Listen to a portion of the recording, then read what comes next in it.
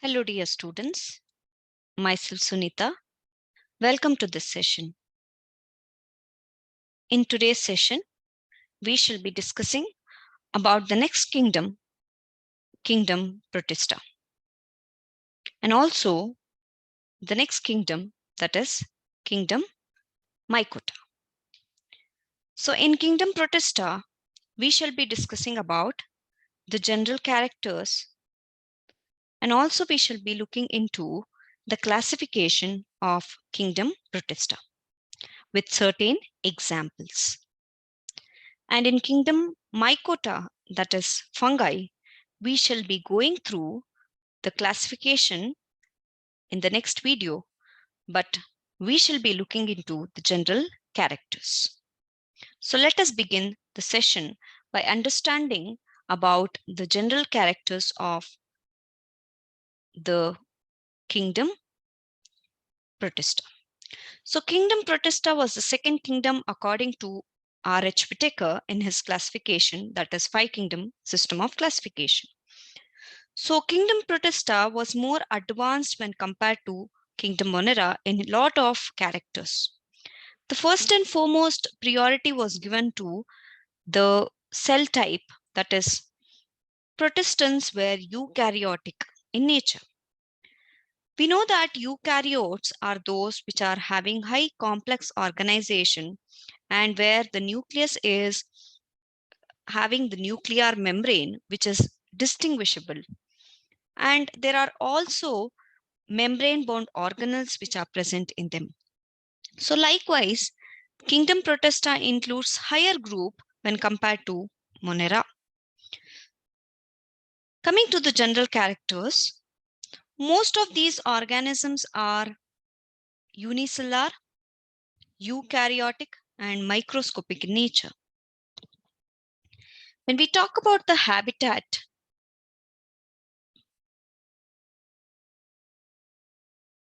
they are both aquatic, and some of them, majority of them are aquatic in nature, which are free living. They are present in both freshwater forms as well as in sea or marine water forms. These group of organisms are freely floating organisms. They freely float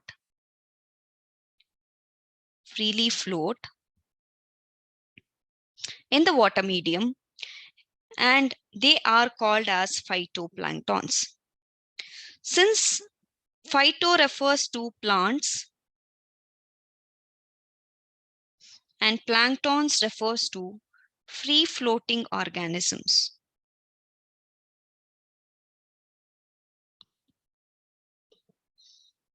Free floating organisms.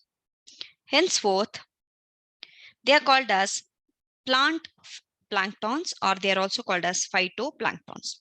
So since they show the characteristic features of the plants, their mode of nutrition is majority of the times photosynthetic. Most of the group of these protistants, they are photosynthetic. Likewise, some of them are even dependent on the other organism. They may be majority saprophyte. But overall, when we look into the general classification, we get both the types. Some of them are photosynthetic and some of them are saprophytic in nature. And as we know that they are eukaryotic organisms, so henceforth, they show the presence of well-defined nucleus with nuclear membrane. And not only that, inside the cell, in the cytoplasm, there are membrane-bound organelles like endoplasmic reticulum, Golgi bodies, mitochondria, chloroplasts. So rest all other organisms, ribosomes, they all are present as the membrane-bound organelles in case of the eukaryotic organisms, which include Kingdom Protista. For the process of locomotion, they have locomotory organs. They may be cilia or they may be flagella, or even some of them do have pseudopodia as the locomotory structures, and some may not have the locomotory structures as such or locomotory organs as such. Then coming to the reproduction, They follow two modes of reproduction. One is by asexual reproduction, another one by sexual reproduction.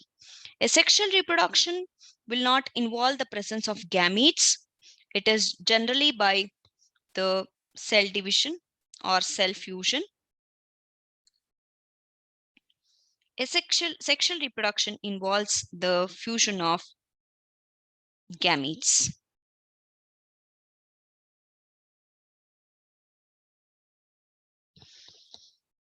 So these are some of the important general characters of kingdom Protista.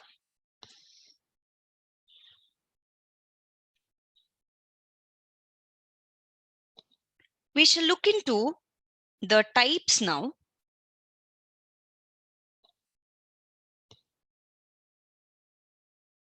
So based on the mode of nutrition,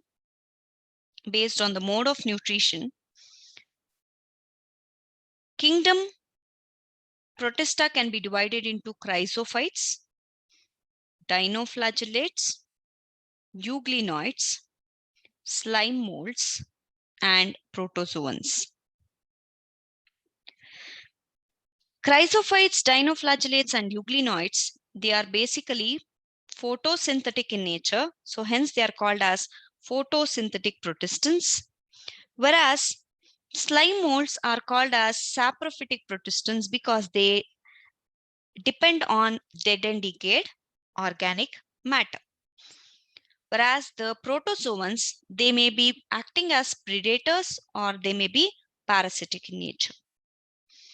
Again, further, protozoans are divided based on the mode of their locomotion, based on the locomotory organs into amoeboid protozoans, flagellated protozoans, ciliated protozoans, and sporozoans.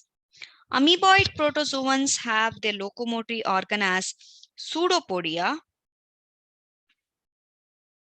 and flagellated, they have the locomotory structure as flagella. Ciliated protozoans have cilia as their locomotory structure, and in sporozoans, they do not have any specialized organs as such for the locomotion. So this is the classification of kingdom Protista.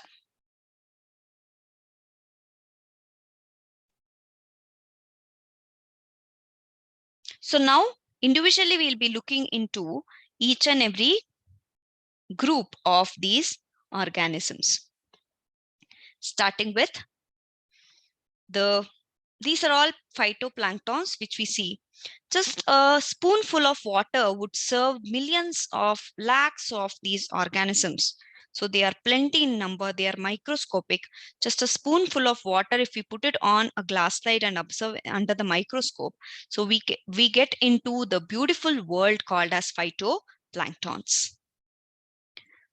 Going ahead with the division, first division, that is Chrysophyta. The Chrysophyta is also called as Bacillariophyta. So basically they include phytoplanktons. These phytoplanktons are two groups. One is diatoms, the other one is desmids, which are also called as golden algae.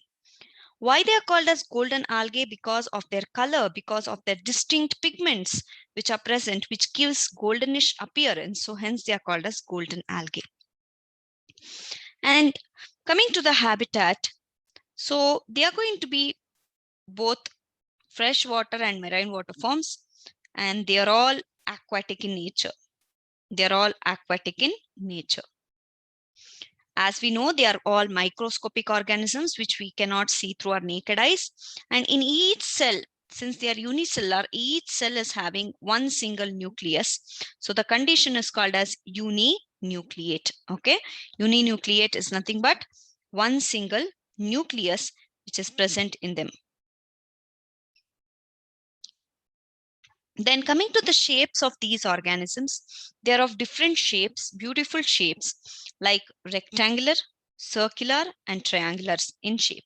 So the geometrical forms goes on varying from one organism, one species to another species, which brings about their beautification in the water world. Talking about the cell wall, very, very important.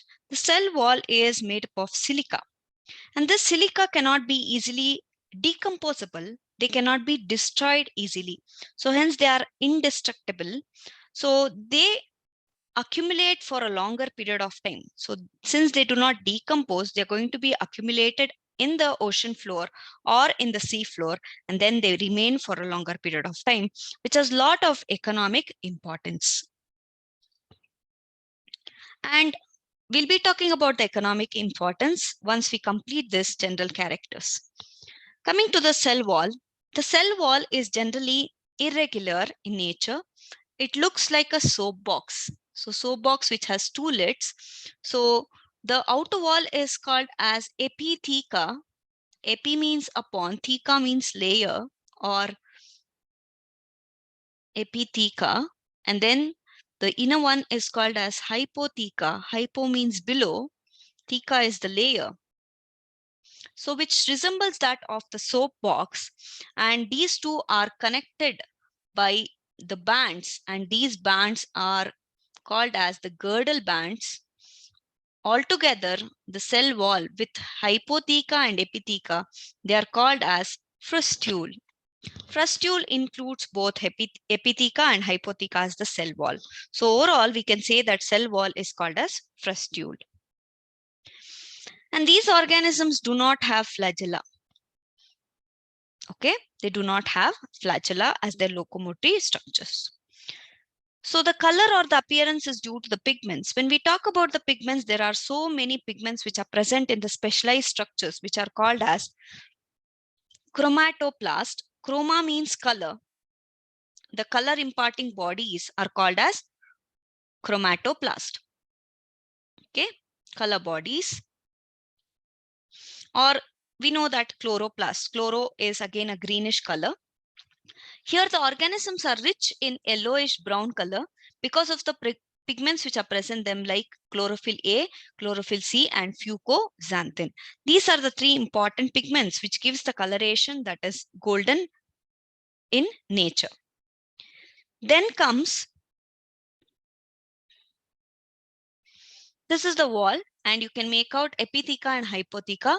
So this is the view, different view, and this picture is the microscopic picture, how exactly in the microscope you can see them. This is the diagrammatic pictures, how exactly they look. The cell wall. The cell wall is made up of silica. These are the beautiful organisms. They may be spherical in shape, they may be triangular in shape, they may be rectangular in shape. So these group which are circular are called as centrales. Coming to the reserve food material, the reserve food material generally in case of the plants is starch. Whereas in case of these group of organisms, it is the oils which are present. So it may be in the form of oils or it may be in the form of globules. Globules are nothing but the spherical bodies which are made up of proteins. They are called as volutin globules. They are not easily dissolvable, so they are insoluble globules. Reproduction will be both the phases. They undergo the process of asexual as well as sexual reproduction. So when we talk about the cell wall, as we know that it is made up of silica, they do not decompose immediately, or this will take a longer period of time. So the large amount of deposits which we see on the seabed or the oceanic floor, they are due to billions of years, they go on accumulating to form a structure that is called as diatomaceous earth. Diatomaceous earth is nothing but the left behind cell wall deposits which are present in the ocean floor or the sea floor due to the indestructible cell wall that is silica. And they are, the nature of this diatomaceous earth is it is gritty. It is gritty. Henceforth, this gritty nature brings about the shining appearance, and they are used in polishing. They're used for polishing. They're used for filtration purpose, filtration of oils and syrups. And they have a lot of economic importance. So diatoms are basically, on the other whole, diatoms are basically chief producers.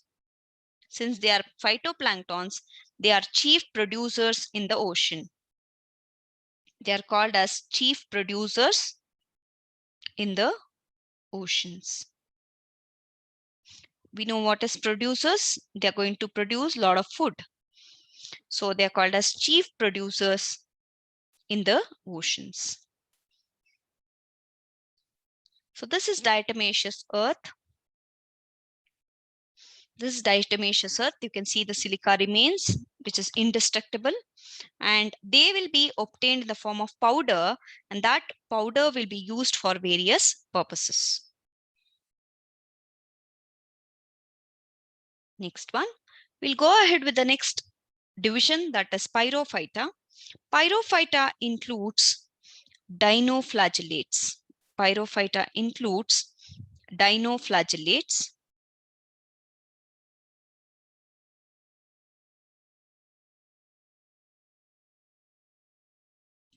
These dinoflagellates, most of them are marine organisms, and only few of them are freshwater organisms. The mode of nutrition is photosynthetic. They can prepare their own food since they have specialized structures, pigments which are present in them, which absorbs the light, and that is how they can prepare their own food. Some of them may be saprophytic in nature and some of them may be parasitic in nature. When we talk about the cell wall, here it is not made up of silica, but it is made up of cellulose. And the cellulose is generally thin in case of plant cells, whereas here it is a stiff plate. It looks like a stiff plate on the outer walls, which we call it as theca or lorica. So you can see here, this is the theca or lorica, which is mainly made up of cellulose. It looks like a plate-like structures, so called as cellulosic plate, which is forming the outer wall. And the cell wall has two grooves. One is the longitudinal groove. This is the longitudinal groove, and this is the transverse groove. Groove is nothing but the opening. So in the openings, you can see there are two unequal flagella which are going to be originated. So there are two important flagellas. One is transverse in nature, another one is longitudinal. This is the longitudinal flagella, and this is the transverse flagella. So two unequal flagella are present. The condition is called as heterocont. The condition is called as heterocont. Hetero means different. There are two different flagellas in appearance, hence it is called as heterocont. And in each cell, it is having the single nucleus, so hence it is uninucleate in condition. Let's look into the pigments now. The chromatophores are the structures, chromatoplast, or they're also called as chromatophores, which are having a lot of colorations because of the pigments, varied pigments which are present in them, like green, yellow, brown pigments, which gives the coloration, and like chlorophyll A, chlorophyll B, C, carotenes, and xanthophylls, which bring about the coloration in these organisms. They are beautiful colors. The coloration goes on varying with the proportion of the pigments which are present in them. Coming to the reproduction, sexual reproduction is very, very rare. Asexual reproduction is common. Sexual reproduction is rare. If it occurs, then it will be through the process called as conjugation. So you can see the different colorations because of the pigments, varied pigments, which brings about the different colors. And also you can make out the epitheca and hypotheca, which forms the wall layers, along with the transverse and longitudinal flagella, which are unequal in nature. So typical examples which include Pyrophyta is Goniolax. So this is Goniolax. One speciality of Goniolax is they are called as red dinoflagellates. They are called as red dinoflagellates.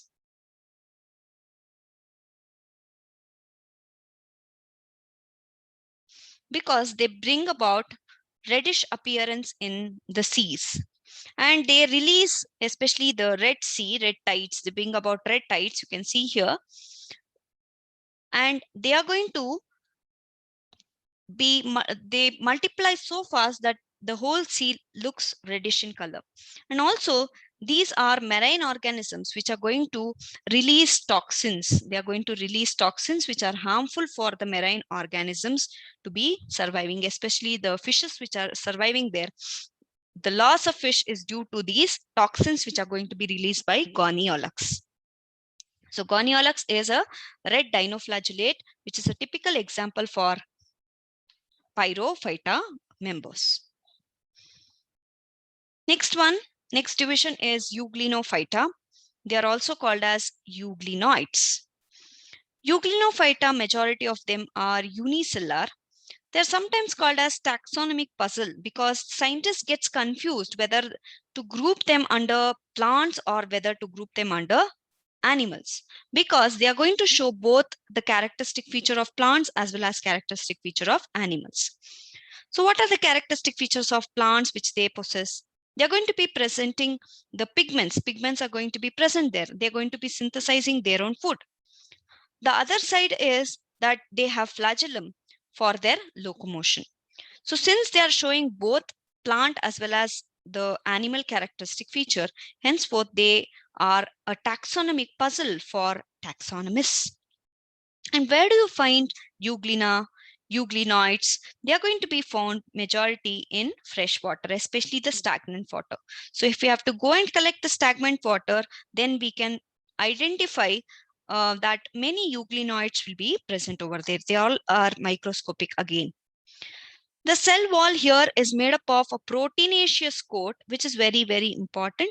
This protein coat is called as pellicle. It's made up of protein called as pellicle.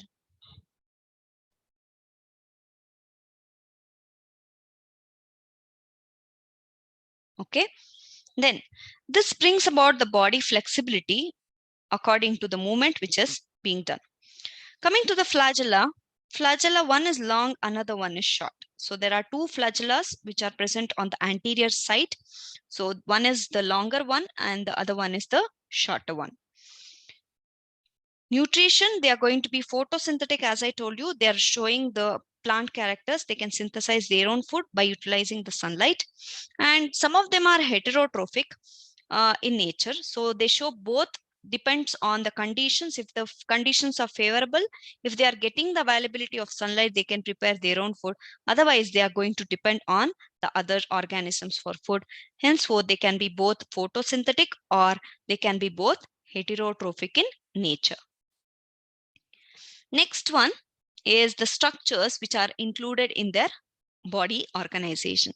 There are few specialized structures called as photoreceptors which receives the light. They can sense the light. So they are called as photoreceptors. These photoreceptors are also called as eye spots, or they are also called as stigma.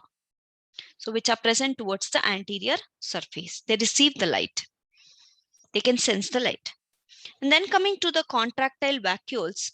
Generally, in most of these organisms, the contractile vacuoles are present. Okay, so contractile vacuole is present in other group of organisms also. Even here, the contractile vacuoles, most of the members do not possess contractile vacuoles, but some do possess contractile vacuoles.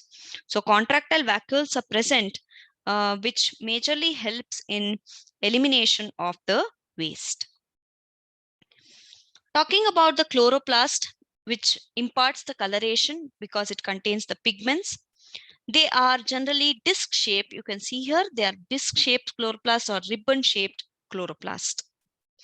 The pigments which are included in this is chlorophyll A, B, and carotenoids, which imparts the coloration to the organisms.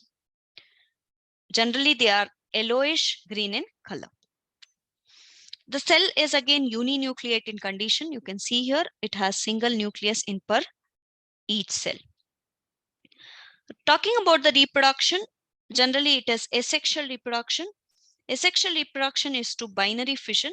So it is going to divide itself into two equal parts by longitudinal. So generally most of the organisms, they undergo binary fission transversely, but here it is undergoing longitudinally. Hence it is called as longitudinal binary fission. So this is how the euglena looks. Euglena is a typical example of euglenoids. And this is how it appears in the microscopic view. You can also make out the flagellum.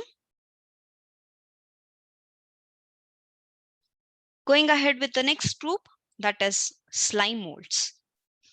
Slime molds are commonly called as saprophytic protists. They belong to protistans, but majority of them are saprophyte in nature. Why they are called as saprophyte? Because they are going to be dependent on dead and decayed organic matter or dead and decayed leaves, dead and decayed twigs.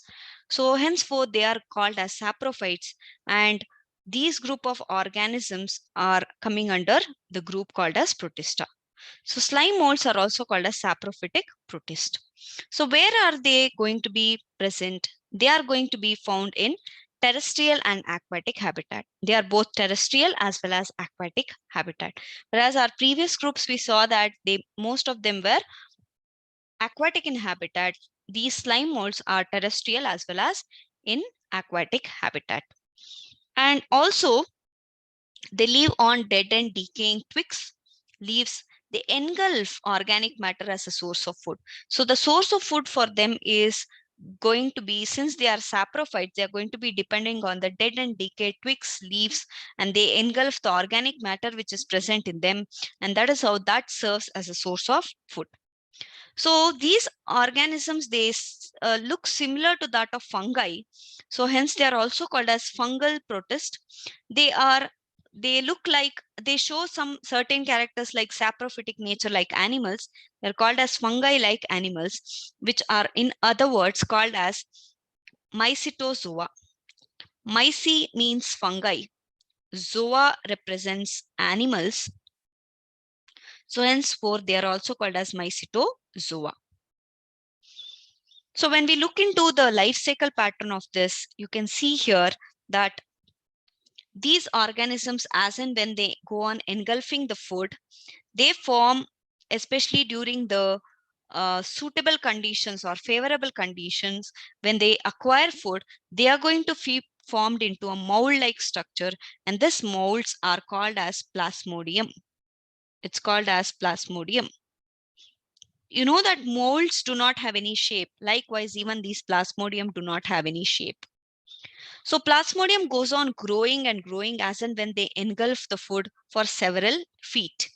But during unfavorable conditions, when they don't get any food or they don't get any proper atmosphere, they are going to be differentiating into fruiting bodies. They differentiate into fruiting bodies during unfavorable conditions. During unfavorable conditions. Unfavorable conditions.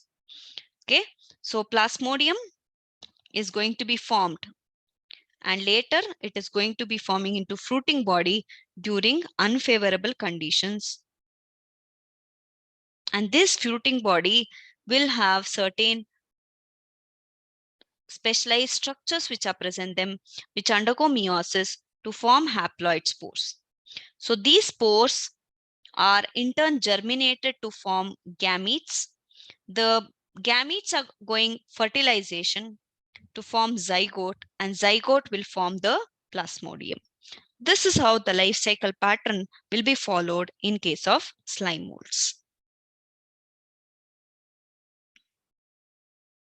So you can see here how the zygote is going to be forming into plasmodium. So the feeding plasmodium, it goes on feeding the dead and decayed organic matter, and then it becomes mature, and during unfavorable condition it is going to form into the fruiting body, and that fruiting body is called as sporangium.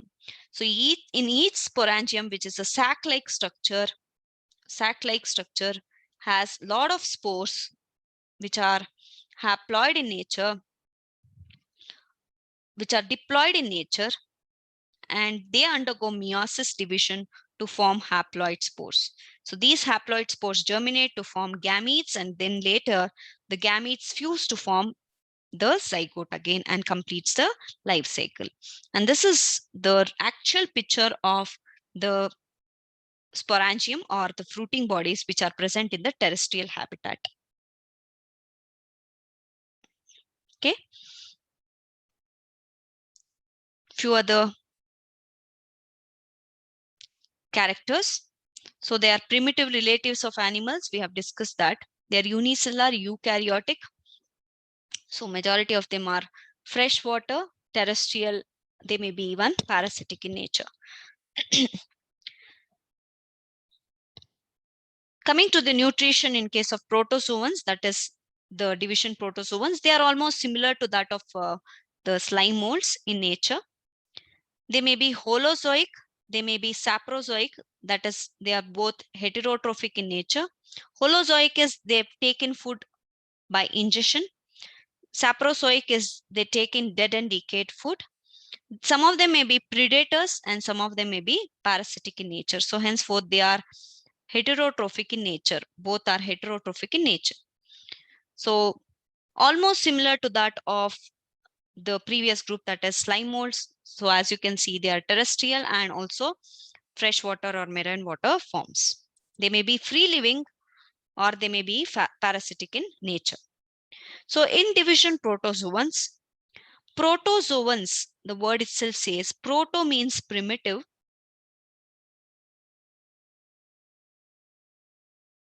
Zoa means animals.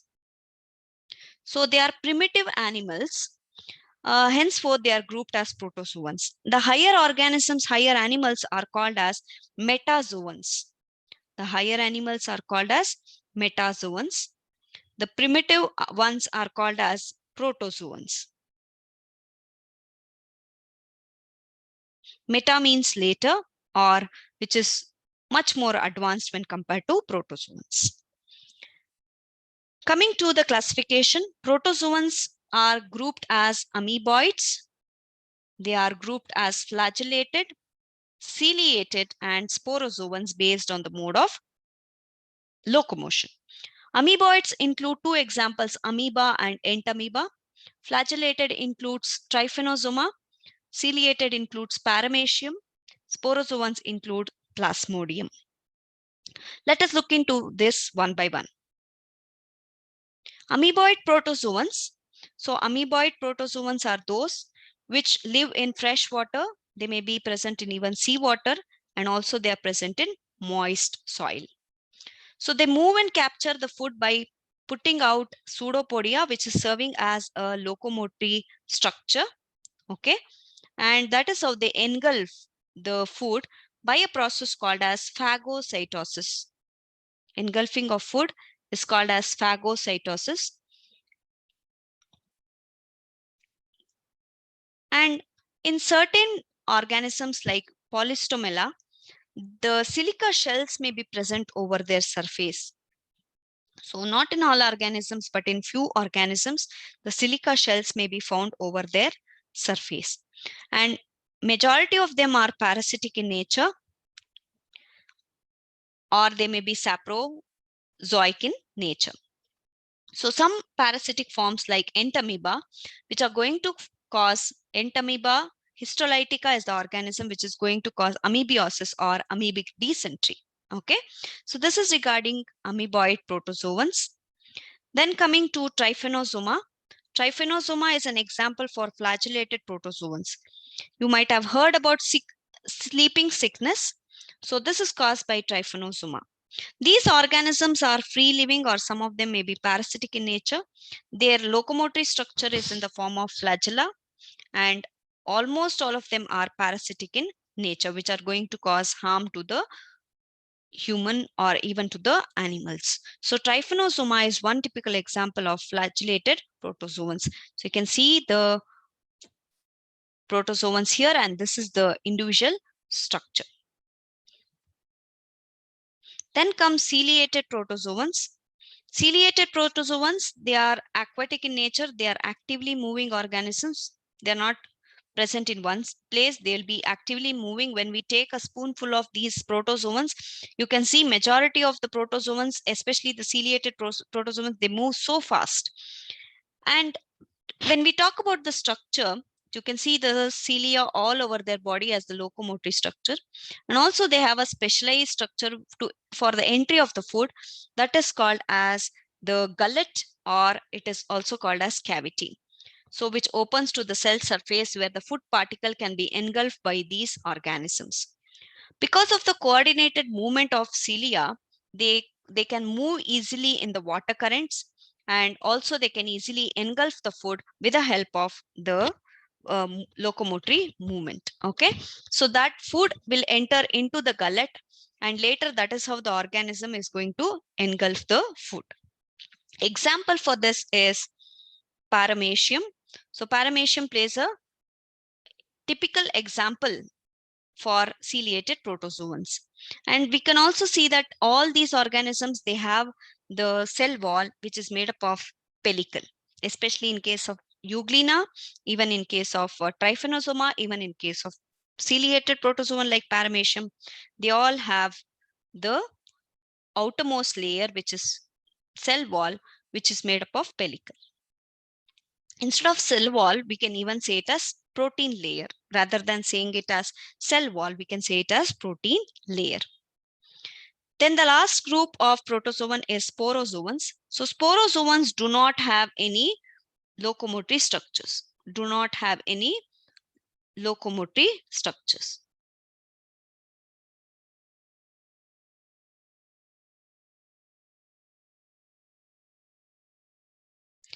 So they have infectious spore stage in their life cycle, and they are notorious parasites. So is one example is Plasmodium. Plasmodium is the one organism which is going to cause malaria. So it's a malarial parasite, so which belongs to the group called as sporozoans. So you can see the slime molds, plasmodial slime molds, which are again a typical example for sporozoans. So this completes kingdom Protista. So now we'll be discussing about the next group of kingdom, that is kingdom fungi. We know that R.H. Whitaker introduced kingdom fungi as the last kingdom, and then later he rearranged them based on the characteristic features. Let us look into the general characters of kingdom fungi or mycota. The word mycota is derived from a Greek word called as mykes, which means fungi. So fungi is achlorophyllous in nature, that is without chlorophyll. Without chlorophyll.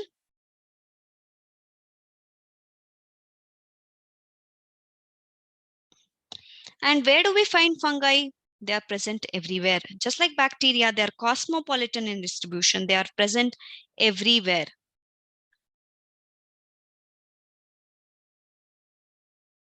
When we look into the body of the fungi, we cannot make out the body of the fungi because they are thin thread-like structures. Okay, they are thin thread-like structures. So this thin thread-like structures are called as hyphae. The thin thread-like structures are called as hyphae. And group of these hyphae, singular is hypha, the group of these hyphae which forms the network is called as mycelium. Except for a fungi which is called as yeast, majority of the fungi, they are all having hyphae and they are multicellular in nature. They are multicellular in nature. So which is the typical unicellular fungi is yeast, and rest all other fungi are multicellular in nature. Now, when we discuss about individual hyphae or hypha, how exactly it looks like. This hypha may have, or hyphae may have, cross walls like this. These cross walls are called as septa. The cross walls are called as septa. The condition where the cross wall is present, they are called as septate hyphae. It's called as septate hyphae. And in some hyphae, the cross wall is not present. Such are called as aseptate hyphae. In some fungi, it is septate, and in some fungi, it is aseptate in condition. Coming to the nucleus, the number of nuclei may vary from 1 to many. 1 to many. In some group of fungi, the cross wall may not be present. The cross wall may not be present, but they are filled with many nuclei. They are filled with many nuclei. So such condition of hyphae where they are made up of many nuclei without any cross wall or septa, the hyphae is called as cenocytic hyphae. The cenocytic hyphae is nothing but a condition where a septate and multinucleate cytoplasm without any cross wall is called as cenocytic. So you can see here, this is how it appears in the microscope. And then you can see the septate hyphae with cross walls. So these are the cross walls which are present. And then the septa which is present here. And this is without the septa. This is called as cenocytic hyphae, where multinucleate condition is present in the cytoplasm. Going ahead with few other characters. So we have indeed discussed about this. The cell wall, very important, is made up of chitin, which is also called as fungal cellulose. And also along with chitin, it is made up of polysaccharides. When we talk about the nutrition, they are heterotrophic, purely heterotrophic. They are not going to prepare any food because they are achlorophyllous. They cannot prepare their own food because the pigments are not present in them. So they may be saprophytic in nature, or they may be parasitic in nature, or they may be even symbionts in nature. Saprophyte means they are going to absorb soluble organic matter from dead substrate. Parasitic means they are going to depend on living plants or animals which serve as host, which serves as host. Symbionts means they are going to be forming an association, a mutual understanding. There will be a mutual understanding. Mutual understanding between these organisms, maybe in the form of lichens, maybe in the form of lichens, or maybe in the form of mycorrhizae. So lichens and mycorrhizae is the symbiotic association. Lichens means it's the symbiotic association between algae and fungi. So the fungi is going to make the symbiotic association with the algae. Whereas mycorrhiza means the fungi is going to make the symbiotic association with the roots of higher plants. Roots of higher plants. So such mutual understanding or mutual association between fungi and roots of higher plants is called as mycorrhizae, and the mutual understanding between algae and fungi is called as lichens. So generally, algae is going to provide the food for fungi, and fungi in turn will provide shelter and help in absorption of nutrients for algae. Even in mycorrhizal association, fungi is going to help in absorption for the plants, and roots of higher plants are going to help in shelter for these fungi. That is how they serve as symbiotic association between both. Going ahead with the reproduction. Reproduction is again an important concept in case of fungi. So there are three important modes of reproduction. One is vegetative, another one is asexual and sexual. Vegetative reproduction may be through the process called as fission, fragmentation, or budding. When we go to individual groups, we'll be understanding about this. Asexual reproduction is by spores, spore formation. The spores may be motile, that is, they have flagella, or they may be non-motile, they do not possess flagella. Motile spores are called as zoospores, or they may be conidiospores or sporangiospores.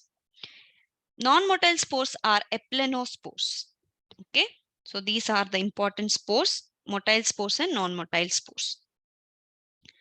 Then sexual reproduction is by certain spores which are going to be produced in the fruiting bodies. Okay, so just now we saw in case of Plasmodium, the fruiting body was present and the spores were present inside the fruiting body, which was called as sporangium. Just like that, the sexual reproduction here has different fruiting bodies for different group, like oospores, ascospores, and basidiospores.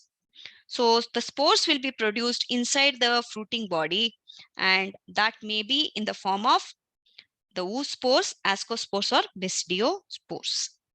So you can see the spores which are present inside the fruiting bodies. Then, as such, there is no sexual reproduction by any gamete formation. But if the gametes are present, then they will be involving three steps in the sexual cycle. We call it a sexual cycle rather than sexual reproduction. That will be through three important steps. The three important steps which are involved in sexual cycle are the plasmogamy, the karyogamy, and the meiosis. Plasma is nothing but fusion of protoplasm. Gamy is nothing but fusion. So plasmogamy is the fusion of protoplasm between two motile and two or non-motile gametes. So it may be between the motile gametes, the fusion may be between the motile gametes, or the fusion may be between the non-motile gametes. That is called as plasmogamy. Then karyogamy is the fusion of the nuclei which are present in them. Then lastly, when these two fuse, say for example, now there is fusion which has happened already with regard to the motile gametes, and karyogamy has also occurred. That is fusion of nucleus. Two nuclei have fused and then they are going to form this. Now this nuclei will undergo the meiotic division.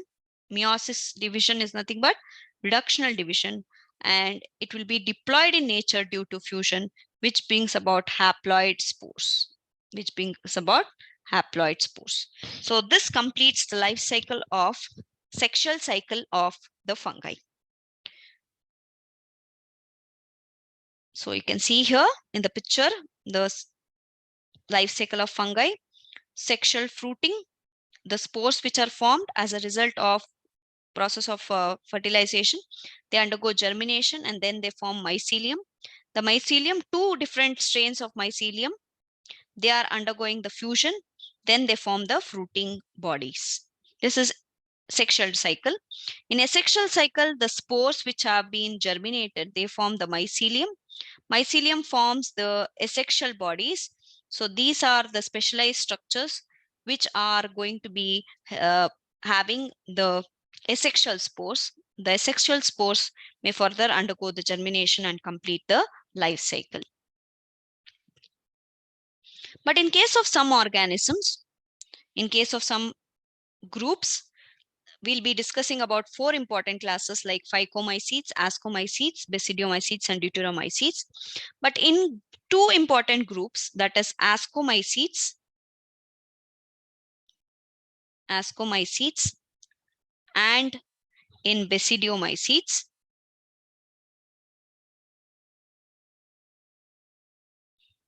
in ascomycetes and basidiomycetes, there is a stage which is occurring in these two groups. Like if we have to say that this is one fungi, and then we have one more fungi.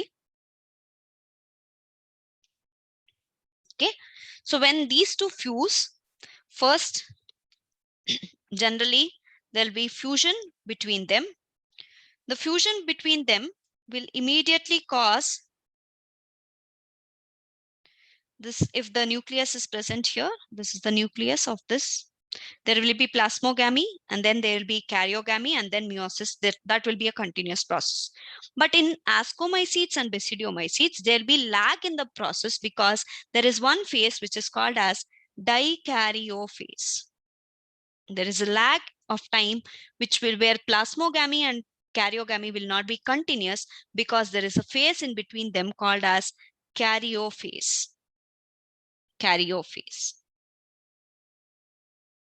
Okay, karyophase.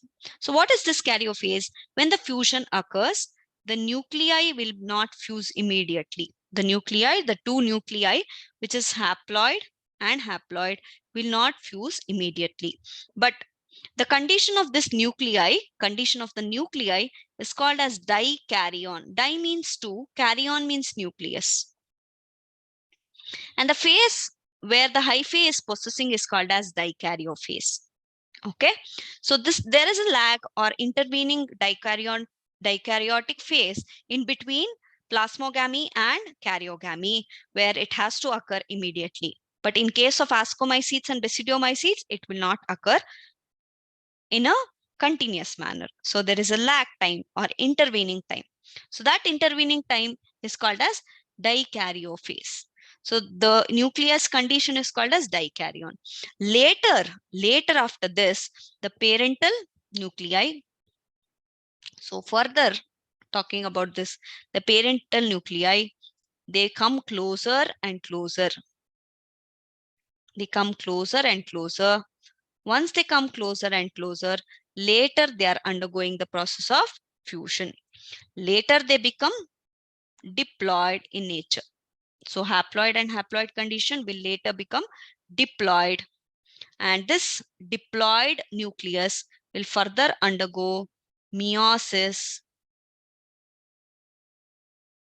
And meiosis will result in the form of zygote, which is diploid in nature. Okay, zygote will later undergo through meiosis. Zygote will be formed, and zygote will undergo once again meiotic division to form haploid spores.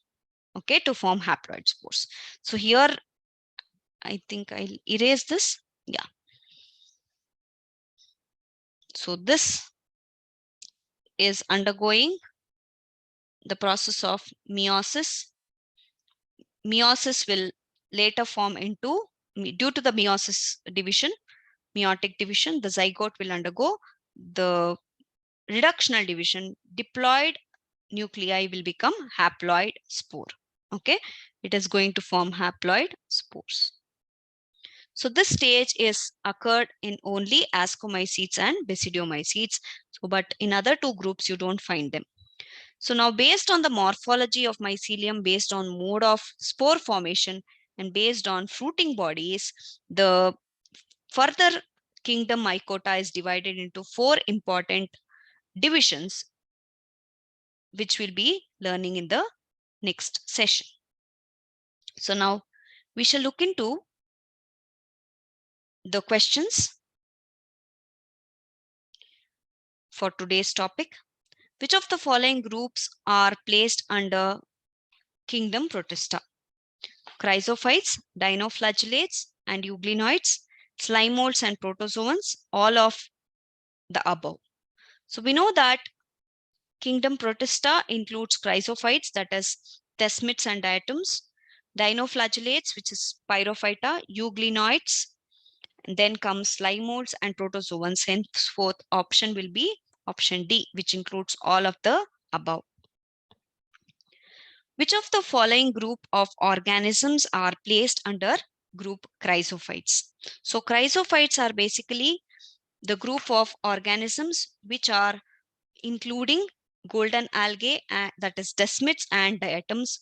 So henceforth, the option here is diatoms and golden algae. Instead of desmids, they have given as golden algae. So there is nothing wrong. You can mark this as right one. So by identifying the figure given below, we have to identify what type of organism it is. So which group of organisms is represented by given figure. So how do we identify this? We can see that there is flagella which is present, which are two flagella which is present, and the body, based on the body nature, and also we can find out that there are disc-shaped chloroplasts which are present here. So henceforth, this organism in the given picture will be euglenoids. Next question. Slime molds are what? We know that slime molds are basically called as saprophytic protists because they are saprophytic mode of nutrition. They're not pathogenic. Pathogenic in the sense infectious, parasitic, saprophytic protist, and autotrophic. So we know that they are saprophytic protists. So henceforth it is option C. Going ahead with the next question. Which of the following group is considered to be primitive relatives of animals? So we know that primitive relatives of animals is the lower group of organisms which are possessing animal characters. So animal characters, namely like the locomotory structures and their saprophytic mode of nutrition. So all these are going to be animal characters. Henceforth, the following group like chrysophytes, we know that they are autotrophic in nature. Protozoans, they are, majority of them are heterotrophic in nature, which are predators or they may be parasitic in nature. Euglenoids are both parasitic as well as they are heterotrophic in nature. They are both photosynthetic as well as heterotrophic in nature. And we know that slime molds are saprophytic protists. Here, the primitive group of animals which are belonging to the lower animals, what do we call them as? We call them as protozoans. Proto is primitive, zoa is animals, protozoans. Next question. Which of the following options describes the cenocytic condition in fungi? So we all know that cenocyte is a condition where the fungal hyphae is possessing the cytoplasm, and the cytoplasm is having lot of nucleus without the crosswall or septa. Without the crosswall or septa, henceforth, this condition is called as cenocytic. So in cenocytic condition, what does exactly cenocytic mean? Is it uninucleate hyphae without septum, multinucleate hyphae without septum, multicellular hyphae, multiciliate hyphae? So we know that the condition where it is multinucleate without septa is nothing but cenocytic. Next question. Dikaryophase of fungus occurs in. So as we discussed, we know that the dikaryophase is a phase where it is an intermittent phase or intervening phase where plasmogamy will take place, that is fusion of protoplasm between the two strains, okay, and the nucleus will be present here, but immediately the nucleus will not fuse to form zygote, or it will not undergo the meiosis process, but there is an intervening stage between this, which is called as the dikaryon phase. And this dikaryotic phase has the nuclei which is called as dikaryon, and that is most prominent in case of the fungi, that is which belongs to the group of the class called as Ascomycetes and the Basidiomycetes, right? Ascomycetes and Basidiomycetes. Henceforth, the option is option A. Next one. In fungi, the fusion of protoplasm between two motile or non-motile gametes is called as. Since the fusion of protoplasm is given, henceforth it is plasmogamy. Plasma is protoplasm. Gamy is nothing but fusion. Karyogamy is fusion of nucleus. Plasmokinesis, there is no such word. Cytokinesis is that is the splitting up of cytoplasm. Okay, next question. Each of the following questions consists of statement 1 and 2. Examine both of them and select one option using the following codes. So both statement 1 and 2 are given. We have to see whether they are true and whether the statement 2 is the correct explanation for statement 1. First statement, body of fungi consists of long, slender, thread-like structures called as hyphae. Yes, we know that the long, slender, thread-like structures are called as hyphae. So group of hyphae is called as mycelium, isn't it? The cell wall of fungi are composed of chitin, right? The cell wall of fungi are composed of chitin. But we know that both the statements are true, but why is it called as hyphae is not the reason which has been stated in statement 2. So henceforth the option is both statement 1 and 2 are correct, but statement 2 is not correct explanation of statement 1. All right. Next question. Fungi show sexual reproduction by all of the following processes except. So we need to see here what are the spores which are formed, and accordingly we have to answer this question. So we know that oospores are the sexual spores, ascospores are sexual spores, basidiospores are sexual spores, whereas zoospores are motile asexual spores. So henceforth, this option is the one which is not showing the sexual reproduction. Fine. Thank you, students. We'll meet you in the next session.